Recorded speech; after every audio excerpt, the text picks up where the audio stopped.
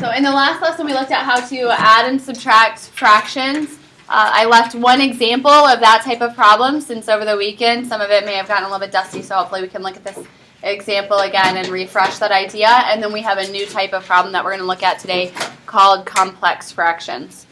So first thing when I'm subtracting is I change it to plus and attach the negative to the second numerator. Because otherwise I find that negative tends to get lost in the course of the problem. Especially later we're going to need to do some distributing, and if that negative is not attached right to the number, typically we forget to distribute it. To add or subtract fractions, we need a common denominator. To find the common denominator, we factor the denominators that are present. So what multiplies to 9 that adds to 6? 3 and 3. And then we don't need the old one anymore. For the second denominator, this is our special form of perfect squares. So this is where we add and subtract the square roots. And then we don't need the old one anymore. Then we make a list of the types of factors that appear in the denominators. So in the denominators, I have x plus 3's, and I have x minus 3's. What is the most x plus 3's that show up in either of the denominators? 2. The first one has 2x plus 3's. The second one only has 1x plus 3. We need then 2x plus 3's. We don't accumulate them, so I don't need 3 of them. You just need the most that show up in either one of the two denominators. So I need 2 of those, so I'm going to write that as squared. How many x minus 3's do I need? Just 1. That's the most that show up in either one. So our least common denominator is then going to be x plus 3 squared x minus 3.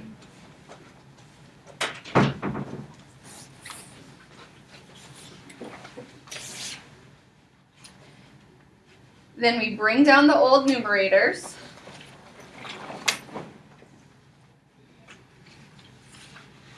And then change to match our denominator. So anything that changed in the denominators, we need to make that same change in the numerator.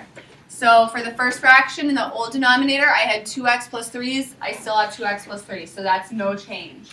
But this x minus 3, that's new. It didn't used to be there. So since that's new into the bottom, we need to make it new into the top as well. For the second fraction, in the original denominator, I only had 1 of each of those things, but now I have 2 of the x plus 3's, so I need to bring another x plus 3 into the numerator, since there was only 1 of them before and now there's 2 of them. And then we talked about how we could think about canceling out the matching parts, and we should end up right back where we were. We don't actually want to do that because then we're going around in circles. But as a quick double check to make sure you've done things right, you could think about in the first fraction canceling off those x minus 3's, and it would be right back where it started. Or in the second one, canceling off 1 of those x plus 3's, and it would be right back where it started. Okay? And that's a good thing because we don't actually want to change what the fractions are. We just want to change the way they look. To finish up the problem, then we need to do some distributing. So in the top of the first one, we're going to FOIL or distribute that through.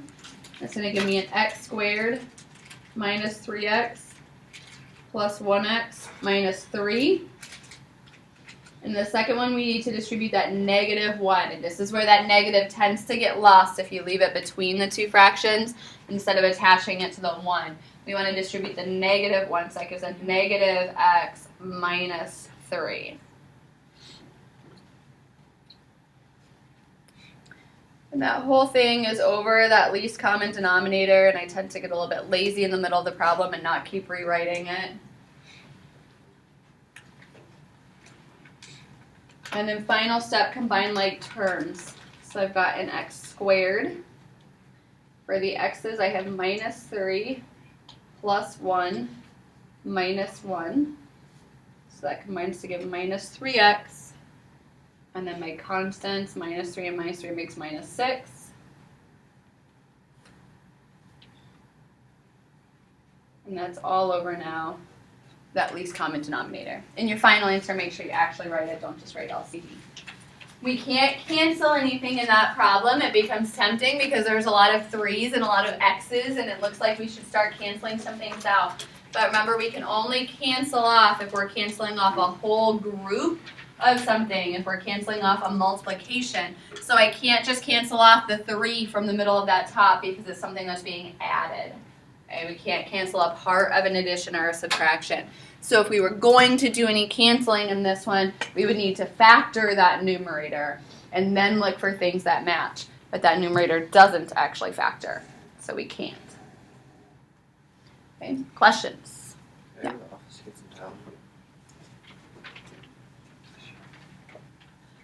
All right, our last type of problem that we're going to look at today then is what's called a complex fraction. A complex fraction is a fraction with a fraction inside of it. We worked with these already a little bit in some of those trig identities. We had this happen where we had fractions with fractions inside of them.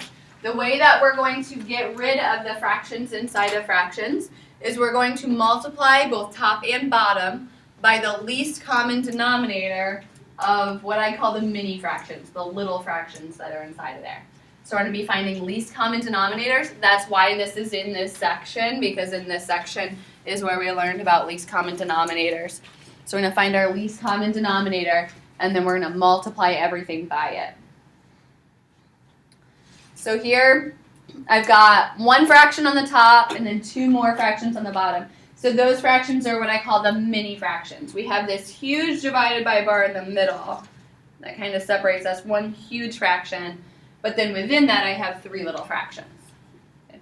What we want to do is find our least common denominator of those little fractions.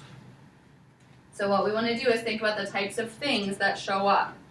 Our factors, our x plus 2's, and x's. And x's are different than x plus 2's. Okay? An addition group is different than just a variable all by itself. So in my least common denominator, how many x plus 2's am I going to need? Just 1, because that's the most that show up in any of those denominators. So even though there's 2 of them in the problem, each of the little fractions has at most 1 of those. So I'm going to need 1 of those. And how many solo x's am I going to need? Just 1. So what we're going to do is then multiply the top and the whole bottom, because we're thinking about distributing, by this x plus 2.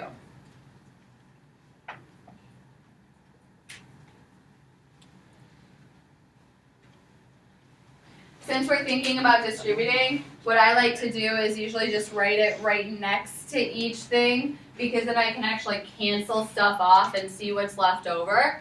Okay? We're really just multiplying the top and the bottom by it, which is why this is legal, because we're just multiplying by 1 then, since it's the same thing on the top and the bottom. But when I have more than 1 fraction I'm working with, I like to write it right beside each of them, because then I can actually just cross things off as they cancel. So on the top, what cancels is the x plus 2. And so what's left is 2 and x. For the first part of the bottom, the x plus 2's cancel off, and I'm left with 1 times x.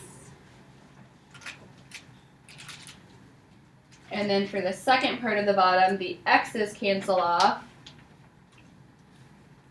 and I'm left with 2 times x plus 2.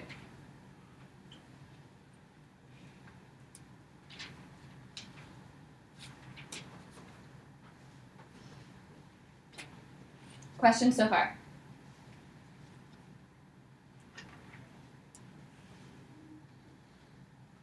Then to finish cleaning it up on the bottom, I need to distribute that 2 out. So this becomes x and 2x plus 4. So then the top is 2x and the bottom is 3x plus 4.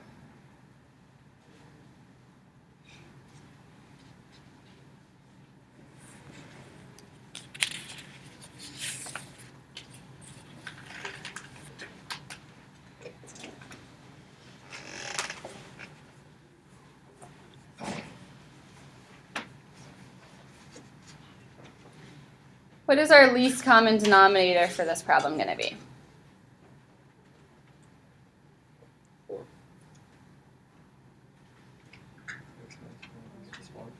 X minus 4 and x plus 1. The denominators that show up there. So I need x minus 4s and I need x plus 1s.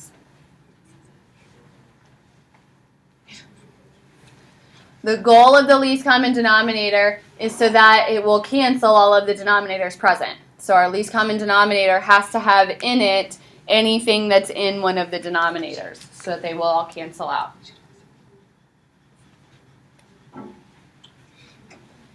So then for the top, the x minus 4s go. And I'm left with 3 times x plus 1.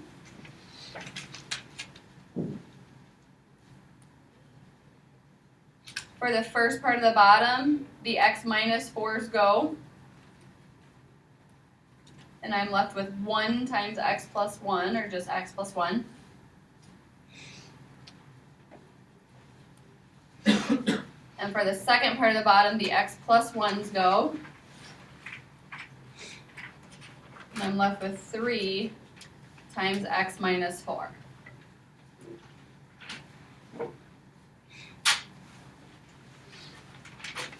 Questions so far? Can you just go through there? Yep.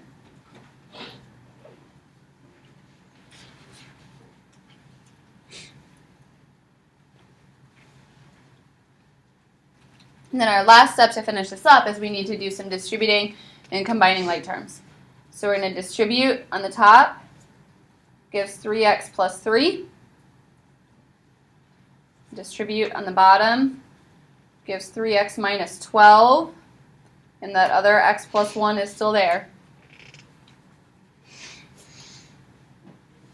So then we need to combine for some like terms. So 3x plus 3 on the top. And on the bottom, 4x minus 11.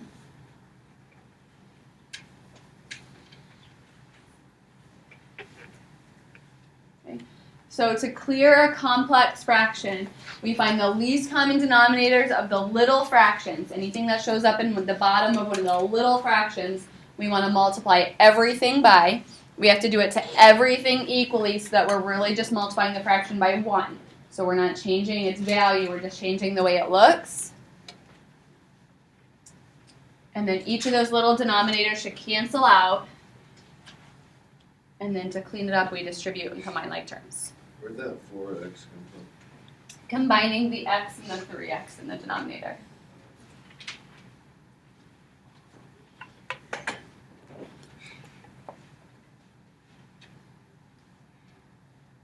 What is our least common denominator for this problem going to be? X and x minus 1. X's are different than x's that have stuff added or subtracted to them. So x and x minus 1 are going to be needed here.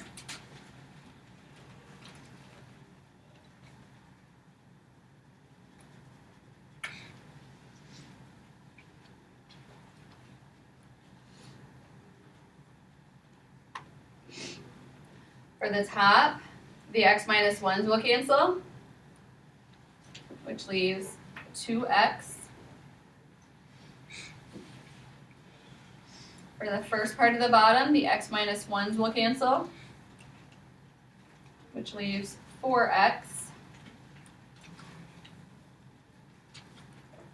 And for the second part of the bottom, the x's will cancel, which leaves 1 times x minus 1, or just x minus 1.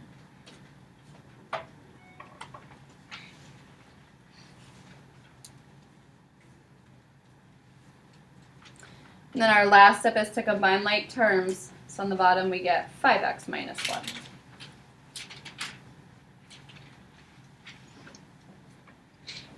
I actually have one more of these problems I want to look at because in that problem a couple of things come up that didn't come up in these examples that you will see in your homework. So do one more of these.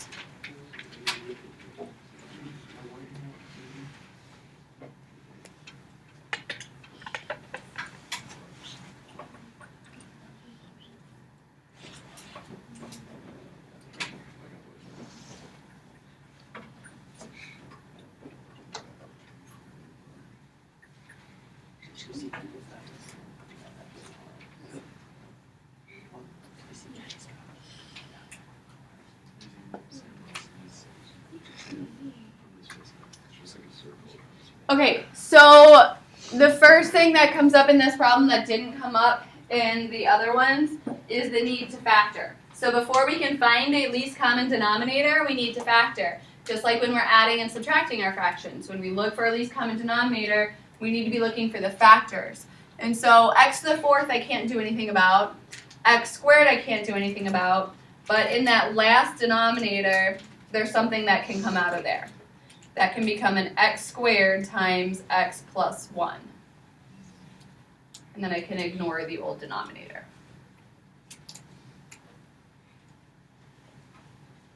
So when looking for a least common denominator, remember that you need to factor before finding it.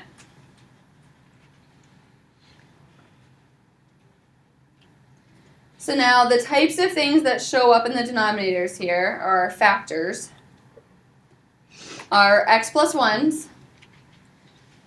And then there are x to the fourth and x squareds, which are really the same kind of thing. They're x's. Okay, they're all powers of x's. So how many x plus 1s am I going to need? Just one of them. How many x's am I going to need?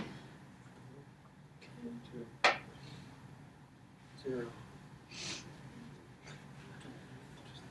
4 of them. Because that That's right. top denominator is an x to the fourth, and we need enough x's to be able to cancel off as many as show up anywhere. So we need an x to the fourth.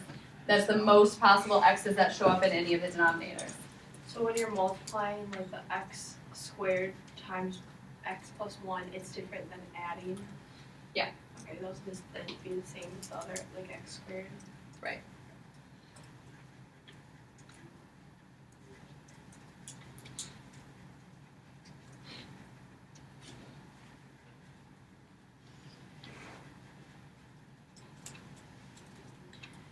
So then for the top fraction, the x plus, or the x to the fourths will cancel. And that's going to leave me with 1 minus x times x plus 1.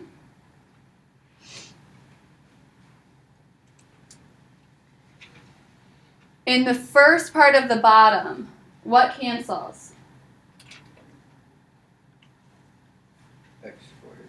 The x squared, which is going to leave still 2 of the x's left over, and the x plus 1.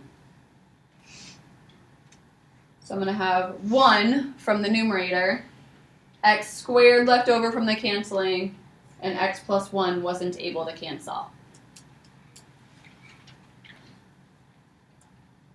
I've got minus. For the second fraction on the bottom, the x plus 1s are going to go, and 2 of those x's are going to go, but not all of them. So I have left over the 2 from the numerator and 2 of the x's.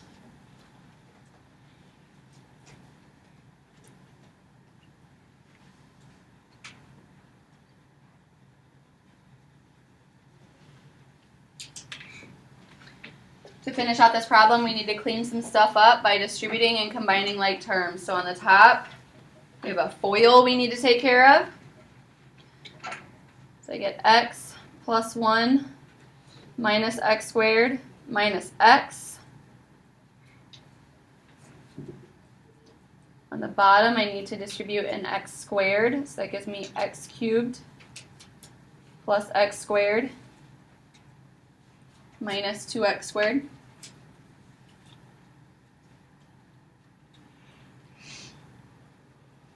Then on the top I have an x minus x, so I just get 1 minus x squared. On the bottom, x cubed minus x squared. And we cannot cancel those x squareds out because they are a part of an addition or a subtraction problem. So you can only cancel if you're canceling out a whole group of something, not a piece of an addition or subtraction problem.